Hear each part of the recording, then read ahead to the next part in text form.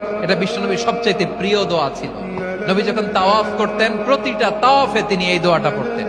রুকনে ইয়ামানি থেকে হাজরা আসওয়াদে যখন তিনি যেতেন, এই দোয়াটা পড়তেন, রব্বানা আতিনা ফিদ দুনিয়া হাসানা ওয়া ফিল আখিরাতি হাসানা ওয়া কিনা আযাবান নার। আল্লাহ দুনিয়ার কল্যাণ দাও, আখিরাতের কল্যাণ দাও। আল্লাহ জাহান্নামের আগুনের শাস্তি থেকে তুমি আমাদেরকে বাঁচাও। আওয়াজ করে সবাই পড়ুন আমিন। রাত 12টার পরে আল্লাহর দুইটি নাম 21 বার পড়ুন, দুশ্মন শেষ হয়ে যাবে। দুশ্মন আপনাকে কোনো ক্ষতি করতে পারবে না। আপনার ঘরে সকল বিপদ আপদ থেকে আল্লাহ আপনাকে হেফাজত করবেন।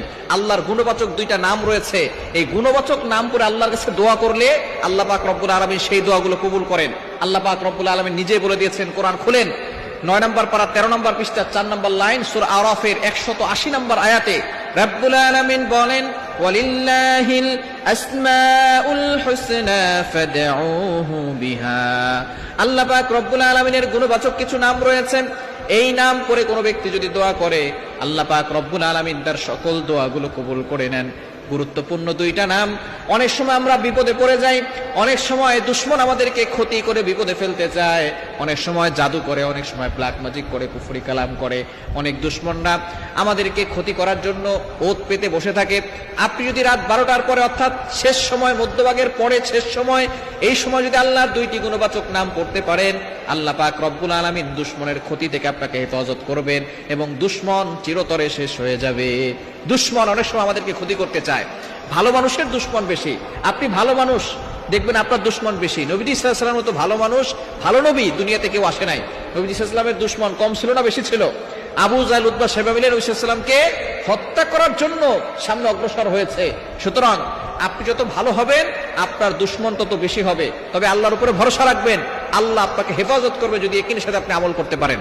আপনি রাত 12টার পরে, রাতের বিশেষ করে শেষ অংশে আমলটা করার চেষ্টা করবেন। প্রথমে আপনি 3 বার দুরূদ শরীফ পড়বেন, তারপরে আল্লাহ তাআলার গুণবাচক নাম দুইটা, এক নম্বর হচ্ছে ইয়া কাহারু, আর একটা হচ্ছে ইয়া হাফিজু। ইয়া কাহারু মানে হে সর্বশক্তিমান, আর একটা হচ্ছে ইয়া হাফিজু, হে সংরক্ষণকারী। এই দুইটা আল্লাহর নাম। এই একটি মাত্র দোয়া আপনি যদি মাত্র 30 বার পড়তে পারেন প্রতিদিন, দেখবেন আল্লাহ পাক আপনার চেহারার নূর বৃদ্ধি করে দিবে, আপনার চেহারার আলো বৃদ্ধি করে দিবে।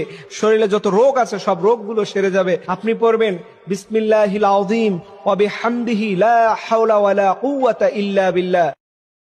নবীজির জীবনের শেষ ইস্তেগফার, এই ইস্তেগফার যে পড়বে আল্লাহ তার মনের সকল আশা পূরণ করে দিবেন। নবীজি সাল্লাল্লাহু আলাইহি সাল্লামের জীবনের শেষ ইস্তেগফার, যিনি তার শেষ সময় বেশি বেশি করে ইস্তেগফারটি পড়তেন, সেটা হচ্ছে সুবহানাল্লাহি ওয়া বিহামদি আস্তাগফিরুল্লাহ ওয়া আতুবু ইলাইহি।